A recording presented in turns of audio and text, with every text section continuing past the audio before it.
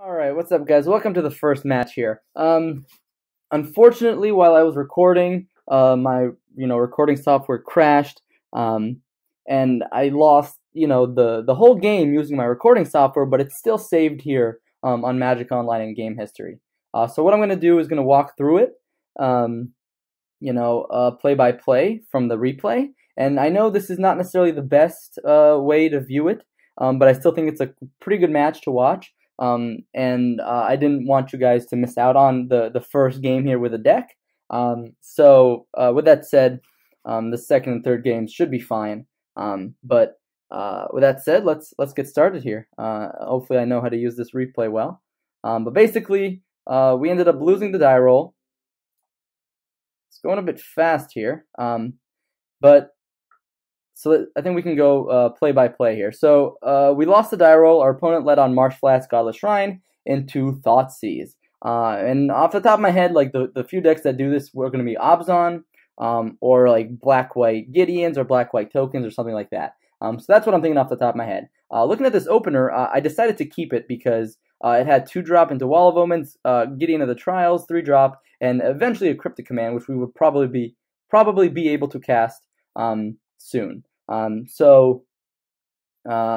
kept this hand because of that curve. Even though we didn't have much interaction, we had our own proactive curve, and that's sometimes okay. Anyways, our opponent goes Thoughtseize. They take our Wall of Omens, interestingly enough, and I don't necessarily think that's correct, but that's what they did. On my turn, I drew a Snapcaster Mage. It's not a great draw in this position, especially considering we don't have any instant or sorceries, nothing like Path to Exile. But if this is the deck that I think it is, which is black-white tokens, or any of the other decks, then those cards aren't that good anyways. With Isolated Chapel coming into play, it's almost definitely a black-white deck. No way it's Abzan anymore. Let's see what our opponent does here. And they play Bitter Blossom, right? So that's a great curve for them. That's Thoughtseize into Bitter Blossom. We're definitely up against black-white tokens here. Unfortunately, all we draw is a second island. And that doesn't do much for us here. So we go ahead and pass the turn. Our opponent gets their Bitter Blossom token. Then I believe they play Spectral Procession here, and that's crazy. Like this is a lot of pressure. We have very little ways to interact. And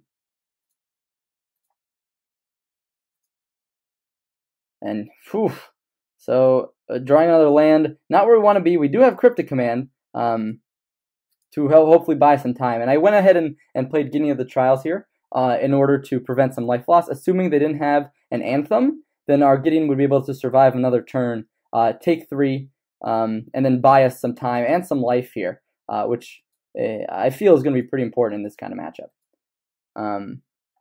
Our opponent plays a Vault of the Archangel.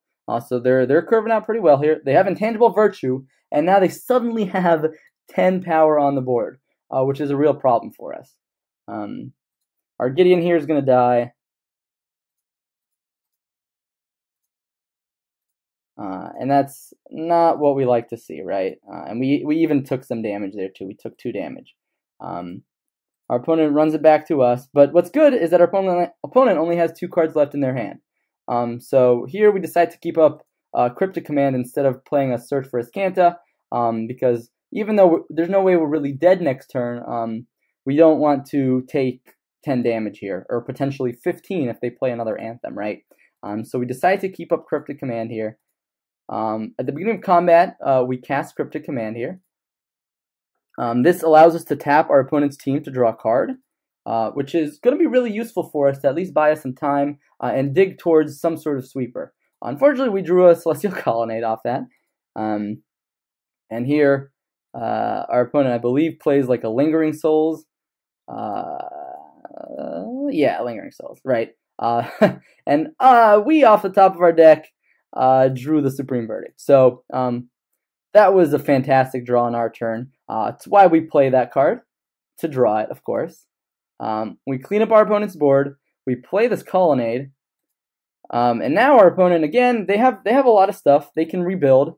And they have a Lingering Souls in the graveyard. So we're not out of the water yet. But what's good here is that we do have Snapcaster Mage plus Verdict in the yard, which would be helpful to clean up our opponent's board down the road. Instead, we draw Detention Sphere, which, in fact, is a great draw here. To get rid of the recurring value here off of Bitter Blossom, we get rid of it. We can play our Search for Azcanta this turn as well, and play our Hallowed Fountain tapped, and we have this really efficient turn, where next turn, we can sweep up the board with Snapcaster Mage into Verdict if we need to. And then we kind of have this full control over the board. The only loose end is this Shambling Vent on our opponent's side of the board. But in general, we have a lot of ways to lock up the game from this point. And now we'll see what our opponent does. They play another land, which is something we always like to see. Here, instead of revving up Shambling Vent for some extra damage, they get Vault of the Archangel in. And this way they gain, 7 or 6 life, and we take 6. Off of Azcanta, again, Azcanta, great card. We get to reveal Settle the Wreckage on the top, and that's great, right? That's instead of using our Snapcaster Mage to have to flash back on our turn into Supreme Verdict, we get to keep up Snap into Cryptic as well as Settle the Wreckage. So that's why I like to say no to Settle the Wreckage going into the graveyard here. Instead, we draw it. And that does put our Search for Azcanta a bit away from flipping. What happens if we click this button here? I don't know. I'm just gonna keep play-by-playing it. But our opponent plays out a Ghost Quarter, which is a great way to counteract this Search for Azcanta. What's great about Search for Azcanta, however, is that it's a May ability. We don't have to flip it, right? So we can just, our opponent doesn't rev up Shambling Vent. Instead, they just go ahead and attack with their creatures here. This is a great time for us to play our Settle the Wreckage. And although it ramps our opponent, a fair bit here, oh,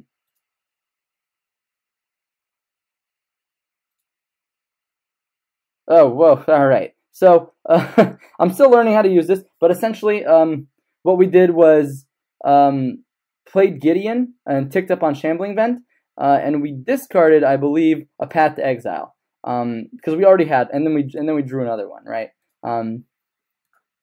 Our opponent just goes ahead and passes here with 2 cards in hand, which is great for us. Definitely what we want to see. And here we have the option of probably flipping Search for Azcanta. And we do want to put Flutter Strain in the graveyard, but we don't want to flip it, right? Because of that Ghost Quarter.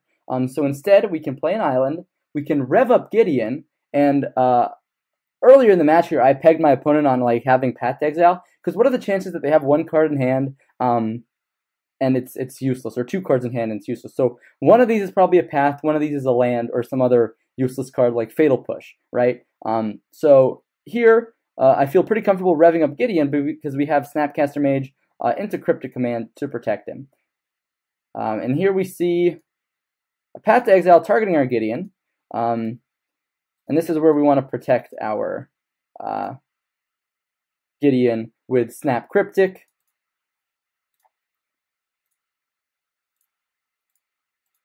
This allows us to draw a card as well, get deeper into our deck, and still keep up Path to Exile for this Shambling Vent, in case our opponent wants to fling back on our turn to hit Gideon. Instead, our opponent opts to make a different play. And they opt to activate Shambling Vent, which is really odd in my opinion. When my opponent made this play, I thought, I'm not quite sure what they have here. But this block, again, they don't even gain life because Gideon prevents all damage done to it. So they don't even gain that lifelink damage. So we kind of just were able to Stone Rain them with Gideon this turn. And I think that puts us in a pretty good position. Then our opponent has 1 card left in hand. And we are in a pretty good spot here to at least close up game 1 soon. Our opponent plays a Bitter Blossom, though, which is definitely strong. Again, because our opponent has Ghost Quarter. So what we can do now is we have a lot of mana available to us. Instead of flipping Search for Azcanta right now, we can, kind of scry for 1 more turn, activate Colonnade and attack, because our opponent's already at 17. They're going to be losing life to Bitter Blossom soon. they're going to be incentivized to Ghost Quarter our Celestial Colonnade. So we do decide to put Hallowed Fountain in the graveyard. We decide to not flip. And Hallowed Ruin, or Field of Ruin, is also a great option available to us. Because technically we could have tried to kill the Ghost Quarter, but I don't think we need to. I think we can save it to deal with Vault of the Archangel, which is nice. So here, our opponent Ghost Quarters. We do decide to search for a land, and we get an island. And here we can swing in for 6 damage. And this puts our opponent down. Would put our opponent down to 11.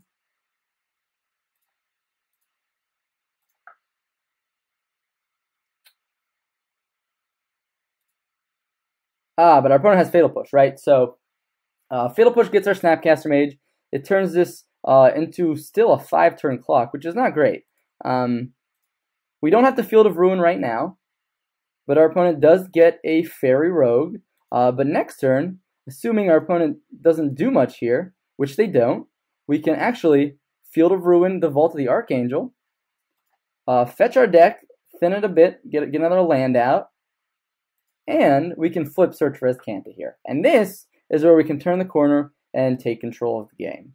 So we see Path to Exile on top. I decide not to put it into the graveyard because I feel like Path to Exiling these Fairy Rogues and beating down with Celestial Colonnade and Gideon is going to be the way we win the game. So we flip Azcanta, but we don't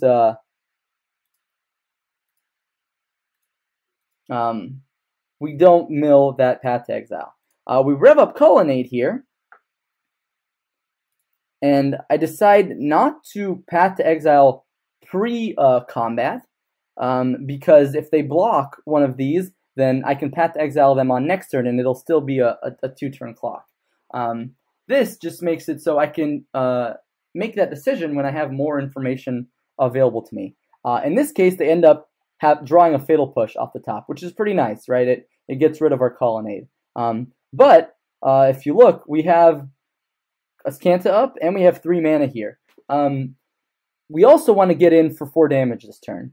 So the play I decided to make is, it actually turned out pretty nicely. We can use Colonnade as mana to Path to Exile the Fairy Rogue. This ensures that we get in 4 damage this turn, and increase the clock. Make sure that we're getting in there for damage, and that this Bitter Blossom is not stalling us out. And it also means that we have Search for Azcanta up on our opponent's turn. So we get in there for 4, smack our opponent, and then on end step we can happily search for Azcanta. So our opponent probably has plays. They end up Thought Seizing, which ends up killing them, right? Because if you see, instead of just saying, okay, resolves and activate Azcanta at my end step, what we can do is Path to Exile the Fairy Rogue. They take 2 from Thought Seize, even if it doesn't take anything. They go down to 5. On our turn, we swing with Gideon for 4, because this Fairy Rogue is not here anymore. They go down to 1, and then Bitter Blossom kills them. So that was the line of reasoning that you see here for not activating Azcanta, but in fact just using the Path to Exile because we do have them dead on board. And you can see here this Gideon of the Trials did so much work throughout the whole game that protecting it was really important for our game plan. That snap Cryptic command on that Path to Exile is, again, incredibly important. So, on our turn, we drew Detention Sphere. We don't need to use it. Instead, we just go ahead and Gideon of the Trials here. Swing for 4. Our opponent goes down to 1. And then, we pass the turn, and they see that they will die. So, they go ahead and concede the game. Then it brings us to sideboarding, which we can go ahead and talk about in just a second. All right, so sideboarding against black-white tokens. I believe I started with what I put in, right? So Jace definitely comes in. Jace is this ideal card that you want in the matchup. -1, -0 against a non-pumped board from tokens can just shut them down completely while ticking you up towards a win condition. So Jace, definitely up there. I brought in Negate because, again, it's a great card to deal with a lot of their threats. I don't believe they have any creatures. I could be wrong. Sometimes they play like Tide Hollow Scholar maybe, but I ideally like this hits like almost everything in their deck. And then I brought in a Celestial Purge, right? Because Bitter Blossom is the kind of card that you want to answer, and you want to answer it quick. And they also have their like black and white Sorin Planeswalkers, which Celestial Purge hits perfectly. So those are the three cards that I decided to bring into the matchup. What to cut? Looking back on it, I should have cut some number of Path to Exiles. I ended up keeping them all only because of an oversight. But I ended up cutting Vendilion Clique because it lines up very poorly against flying tokens. And then I cut both of the Wall of Omens, right? Because again, it's just a 2-mana cantrip. It doesn't block much other than Shambling Vent. So I ended up cutting the Wall of Omens. In hindsight, cutting maybe 2 of the Path to Exiles and leaving in this cantrip may be worthwhile. I'm not exactly sure, so you guys can let me know in the comments what you think was maybe the correct sideboarding in this matchup. But overall, I decided to keep the Gideon, the D-Spheres, of course, all the Wraths, Cryptics, Gideon, and Spreading Seas definitely, so let me know what you all think. But overall, this is how I sideboarded, so stick around for the second match here, or second game in this match real soon. Alright guys, welcome back to the second game here. Again, I apologize for the way that I have to present it this way. It's not something I'm trying to do, but hopefully you can bear with me just for this one match here. And then match 2 and 3 should be absolutely normal. So with that said, let's get into game 2 of match 1 against black-white tokens. Alright, so obviously we are on the draw this game. Our opponent goes ahead and mulligans to 6. And I believe, how do they scry? They scry to the bottom. We have a pretty good opener here, I would say. Double Serum Visions into Spreading Seas against a 2-color deck. That's pretty good. We don't have white mana just yet, but with 2 Serum Visions to dig towards that, I decided this is more than enough to keep a hand. So our opponent leads on Plains. No turn 1 discard is great for us. So instead, we just go ahead and Serum Visions.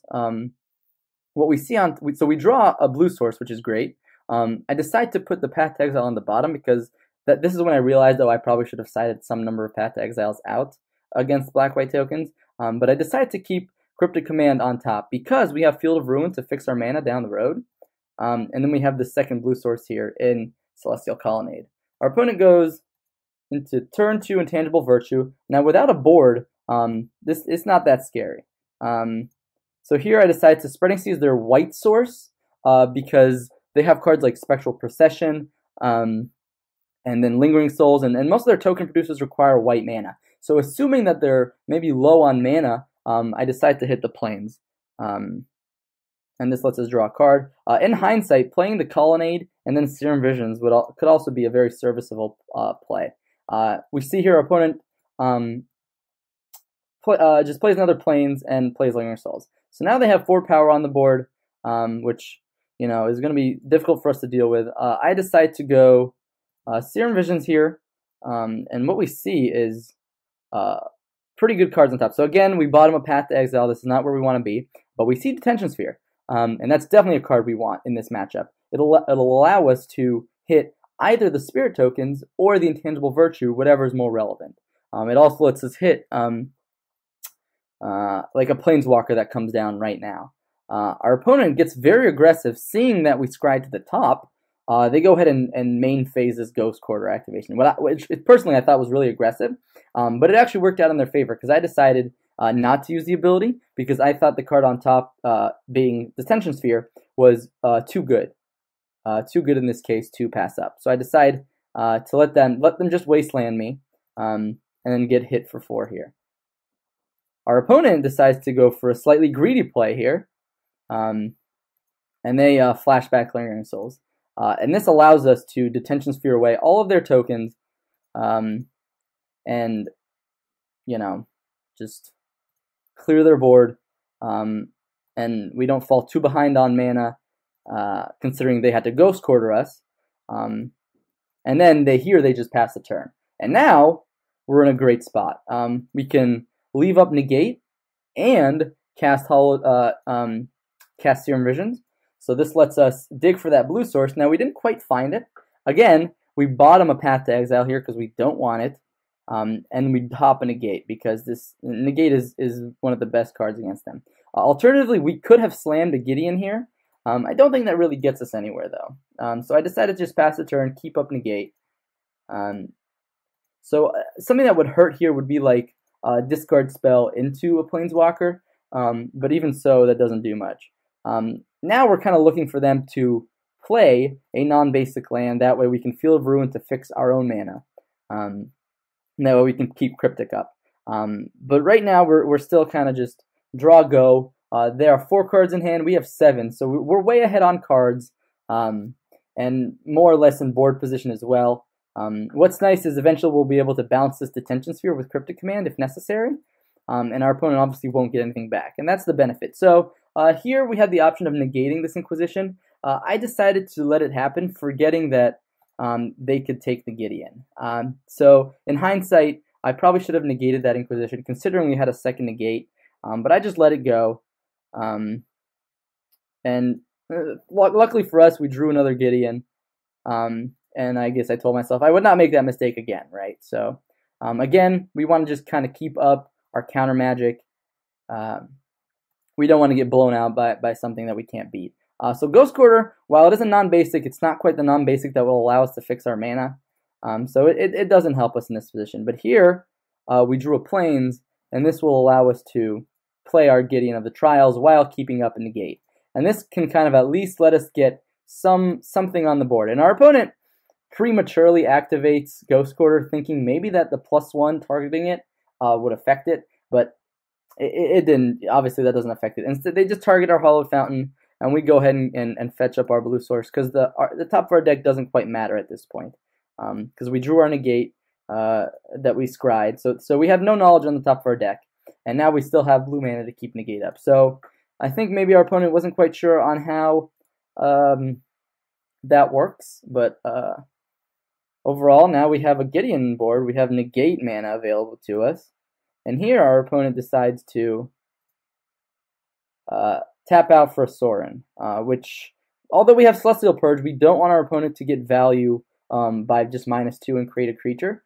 And that's just something for us to have to answer, and there's no reason for us to let it resolve. So here, we're in a great position. So obviously, they're representing Path here with this Plains. So instead, what we can do, with no Ghost Quarter in sight, we are safe to play the Search for Azcanta, and then just hopefully get way ahead of our opponent in card advantage. We can still keep up negate here, which is great. And then next turn, we'll be able to flip Search for Azcanta. And then, again, that'll be not only our second blue or third blue for Cryptic Command, but it will allow us to just get way ahead in card advantage. Our opponent goes Inquisition. Here I also let it resolve, because if our opponent does in fact tap out for like a black-white Planeswalker, I want to be able to answer it this turn and be mana efficient. So whether they take negate or Celestial Purge or Snapcaster Mage, whatever happens, I want to answer something that comes on the board right now. So I let the Inquisition resolve, and our opponent ends up taking Snapcaster Mage, which makes sense. It's the value card, and if they're not forcing out a threat right now, then it's the card that makes the most sense to take. Here we get to see, what do we see on top here with Search? Settle the Wreckage. I believe I decide to put that in the graveyard. Yep, I put Settle the Wreckage in the graveyard. Of course, our opponent doesn't really have a board right now, and we already have Verdict. And they didn't take Verdict, so instead we just flip it. We make a Gideon emblem because our opponent is representing double Path to Exile here, and we don't exactly have a way to beat that. So we just found this was a good turn to play the emblem, and then hopefully get ahead in cards. So now we get to fix our mana a little bit with Field of Ruin, and maybe hurt our opponent's mana a little bit, right? They have to decide, do they want black mana or white mana? So here we decide to get a blue source. They decide to get a black source, which is good for us because we want them to be limited on their white sources. And here we find a fantastic card. We find Jace off of Search for Azcanta, which then will let us, another Field of Ruin, also just lets us develop our mana. But here, I believe I do some undoing here. The reason I tapped Azcanta here is because we won't be left with enough mana, no matter how we divide up our mana here, we won't be left with enough to actually activate it. So in the case that they want to Ghost Quarter it, I'd like to use it for mana. And here we can just, activate our Planeswalkers for a while here. And that's what we do. And now our opponent, again, I believe just passes the turn, right? So our opponent's just passing here. We're going to generate tons of value with Gideon and Jace. So here we tick up Jace, we tick up Gideon, we leave up Search for Azcanta, and or Cryptic plus Counterspell. So we're in this position where we can just ride Jace to an ultimate. That's all that we have to do. And here our opponent again passes the turn. We get to activate Azcanta, and what do we find? We find our other Gideon. And of course we take it. It's going to be very important in closing out the game. Here I shock. I don't think I necessarily needed to shock, but we go ahead and do so regardless. Yeah, we ended up not needing to shock, and this time I didn't quite follow my philosophy of tapping Azcanta if we can't use it. So this turn we go ahead and just play Gideon. It resolves, of course. We tick up Jace, we tick up Gideon, and now it just seems like it's so impossible for us to lose from here that it's just, at this point, it's kind of just playing it out. We're way ahead on cards, we're way ahead on board presence, and so of course, what we want to be careful is before we activate these Gideons, the reason I'm not going in for damage here is because they're representing Path to Exile, double Path to Exile. And I don't want to just run my Gideons into paths, which are very efficient answers. So right now I have Cryptic plus Negate to answer them, but I kind of want to ultimate Jace first before I kind of go for the kill. It's not very necessary, and here we see a whiff on Azcanta. We find 4 lands, but at least we're not drawing lands, right? So instead, we draw Path to Exile here. I decided to tick up Jace one more time because we have the luxury of doing that. We don't have to just activate it,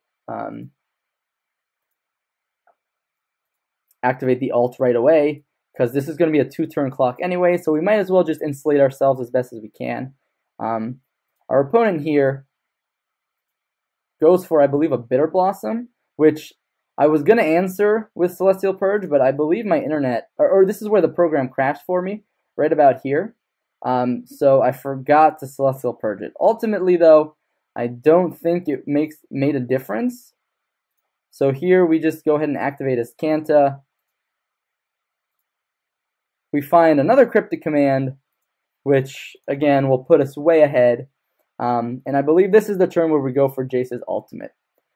So from my deck, I decide, well, we don't have much. We already have our main win conditions out right now.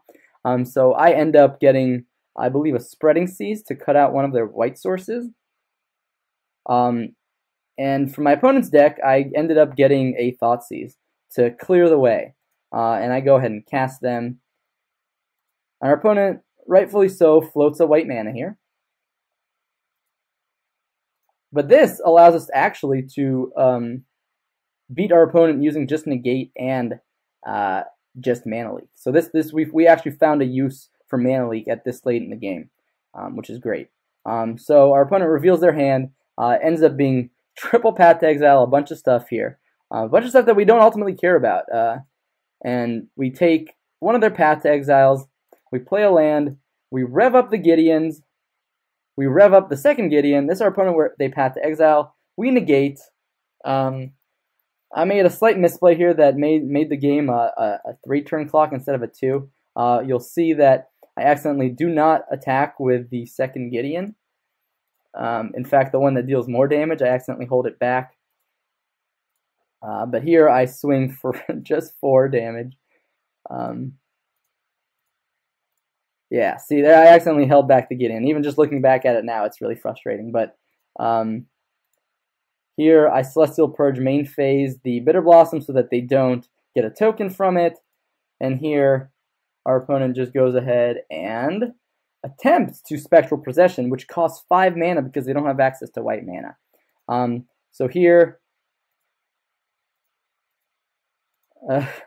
after some tapping, we go ahead and Cryptic Command this Spectral Procession, pick our modes, tap our mana, and again, our opponent, we know they have Fatal Push, so we don't rev up Colonnade here. Even though we could protect it with Cryptic Command, it's just safer to not get blown out by anything on our opponent's turn. So this time, we swing for 10 damage. Our opponent goes down to 6, and now there's just no way we can lose. On our turn, we'll go ahead and swing for lethal once again, and our opponent concedes. So that was the end of Game 2 for this Match 1. We went 2-0 against Black-White Tokens. Again, I do apologize for this way of presenting the game in this replay mode, but I did think it was a really awesome and fun game to play. That if my computer didn't, run out of memory all of a sudden, that it would have been great for you guys to see. So I thought this was a way for you guys to at least see the deck in action, even though it's in a replay fashion. But hopefully you enjoyed the gameplay with this blue-white Azcanta control, and stay tuned for matches 2 and 3 coming up soon. So I'll see you guys very, very soon. Thanks for watching. Alright, what's up guys? Welcome to the closing statements here with blue-white Azcanta control. And let's talk about how those games went. Overall, let's just say I really, thought the deck played out very smoothly. I think it mulliganed well, considering we have so many cantrips. It just has a very solid early curve, and then still many of our cards, even our most powerful cards, aren't dead in the late game, which is what I really like. Our 1-drops are very powerful. Our 2-drops are very powerful. Mana Leak being probably the worst card in the deck. So overall, I really, really enjoyed how the deck played out. Whether Settle the Wreckage is better than Verdict, I think most would agree that it's not. I think Supreme Verdict is a little bit better than Settle the Wreckage. So moving forward, I'd probably change this to 3 and 1. So 3 Verdicts, 1 Settle the Wreckage, maybe another Settle in the sideboard, because it is good in some corner cases, especially when the Exile clause is relevant. This is great against Dredge, I imagine, right? Not that Dredge is that crazy in the meta, but it definitely increases our Game 1 win percentage against them by a significant amount, in my opinion. So but that's just my one statement. That's a big part of this was testing Settle the Wreckage, and I think we played all creature matchups basically, except the Sultai deck. So I'm happy with how it performed. I would say keeping this configuration is probably fine, just fine. But also maybe tweaking it a little bit with a Settle Verdict split is also good as well. I think both cards are fantastic though, and I think it's definitely an upgrade for blue-white control moving forward. Overall, Serum Vision's Path to Exile did what they were supposed to do. Spreading Seas, core of the deck. I would never change that. Overall, all the pieces came together very well. Gideon felt like enough win conditions to win most games of Modern. Paired with those 4 Celestial Colonnades. I don't think we need to go overboard with maybe having the main deck Jace, considering that Azcanta is our, card advantage engine for this build. But we still have Jace in the sideboard, as well as Elspeth in the sideboard as an extra win condition, and Geist as well. Because overall, once we've controlled the game, we don't need so many win conditions. We just need to land a few and protect them. Because as we saw, sometimes our opponents, like in Black-White Tokens, they just started getting flooded with answers to our win conditions. And honestly, that's a fair way to beat us, by killing all of our ways to win. However, you have to time your win conditions to actually to set it up in a way that you can protect them, right? Don't just jam a Gideon with no mana available into 1 white mana. Obviously, your opponent has Path to Exile. And even if they don't have Path to Exile, is the risk of that attack worth it? Worth it if they do versus if they don't. So you have to make those kind of risk assessments. Overall, you just have to make sure you protect your win conditions. Vendilion Clique didn't play out much as a win condition in this series, mostly because we played against a lot of creature matchups, and against those, it tends to either trade or disrupt slightly or something like that, or eat a removal spell. So overall, I still think Vendilion Clique is a great card. It helps us turn the corner. If for example, we get flooded with a handful of counter magic, sometimes we can just flash in Vendilion Clique against an opponent with 1 threat and race them as we counter their threat after threat or remove their threat after threat. So I think V-Click is pretty important. Because sometimes with Gideon, you're locked into its +1 on a threat, because if you started attacking, then that threat would kill Gideon. Vendilion Click has the added benefit of disrupting your opponent, as well as, that unconditional, clock. You don't have to worry about another creature, at least, killing Vendilion Click outside of blocks. So that's what I like about Vendilion Click. Supreme Will, also as an impulse effect, felt just fine to me. So I'm a fan of that one of Supreme Will. I think any way to make your mana leaks into a slightly better, even if it costs 1 more mana, which it did affect us that one game where we wanted to keep up, I think, both Supreme, our mana leak and Path to Exile, and we couldn't. Supreme Will affected that, right? So it has its downsides, but whether I want that to be the 3rd mana leak, I'm not sure. I'm not sure. This kind of fits the role of that flex spot. It's mana leak, but sometimes it's a card draw spell, so it's kind of this great in between that I really enjoy for blue-white control. D-Spheres, Gideons, Cryptics, they all did the job. Sideboard, I felt like I always had something to bring in. Of course, we didn't fight any big mana this round. It was mostly aggro, which, there's a fair amount of in Modern. So overall, I do think that we played our deck played to its strength today. However, this counter magic suite can definitely come in, like Disdainful Strokes and Ceremonious Rejections. They're definitely very relevant in today's meta. So if you're new to the deck and you're looking at this and you're like, well, you didn't play any of the sideboard cards, well, I can just ignore them. You can't. You really need those cards. The meta, especially because it's one of our tougher matchups. Eldrazi Tron, Valakut, they're all some of our tougher matchups. Not unbeatable, but they're tougher than what you may have seen in this playlist today.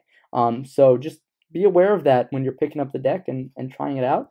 But overall, I'm glad you watched this far, you made it this far. I hope you enjoyed it. I hope you saw the power of Search for Azcanta, flipping and getting us card advantage, and just closing the lid out on some games. Sometimes it was a trap, right? In that game 1 against Temur Hollow 1, tapping out for that was the reason we died. So sometimes you just need to play it when you need to, and don't play it when you don't need it. So it's a great card, but I guess you still have to use it, smart. Be smart with it. Be smart with its timing. Playing it on turn 2, not necessarily the best play. Sometimes you want to play it on turn 5 and 6 when it's ready to flip the next turn. Because scrying 1 every turn is not a good way to beat some more aggressive decks in the format. So it's a 2-mana do-nothing in some cases. So in my opinion, I think it's a fantastic card as a 2-of in blue-white control. Maybe as a 1-of if you're not really sold on it, but you kind of like it as this card advantage engine. But yeah, that's my feelings on Search for Azcanta. But you can already tell my mind is somewhere else, and that's Field of Ruin. And I think Field of Ruin is I don't want to say a strict upgrade, because Ghost Quarter and Tech Hedge both have their benefits elsewhere, but Field of Ruin felt so great. The ability to use it and then get a mana back and then use that mana as well, while still hitting my opponent's non-basics, keeping me mana neutral, not setting me back on land drops. Invaluable. Absolutely invaluable. I think Field of Ruin, at least as a 3 of my recommendation after playing this and other forms of blue-white control, I would say Field of Ruin is a 4 of staple for blue-white control. However, I'm sure many of you may disagree. So with that said, I'm going to wrap it up here. But please let me know in the comments what you think of this build. Do you think it could be improved? Am I missing something in blue-white control that can make this build even better? Let me know. I'm excited to find out what you guys have to say about this build, because I think with every set coming out, blue-white control is just becoming stronger and stronger. And I think it's mostly a matter of the meta, right? Because we didn't play any Storm, and I'm kind of glad we didn't play against any Storm. We dodged Storm, and when we dodge Storm, we can do well. With that said, I think the Storm matchup is shaky at best. So when you're considering what deck to play, remember that it's really important to know what the rest of the field is. Overall, though, I hope you enjoyed it. Thank you so much for watching. I know it's been a while since my last series, but here we go. Here's the next one, and hopefully I can bring you some more stuff next week. Life's a bit busy, but we'll do our best here. All right, so thanks so much for watching, and see you guys hopefully very, very soon. Bye-bye.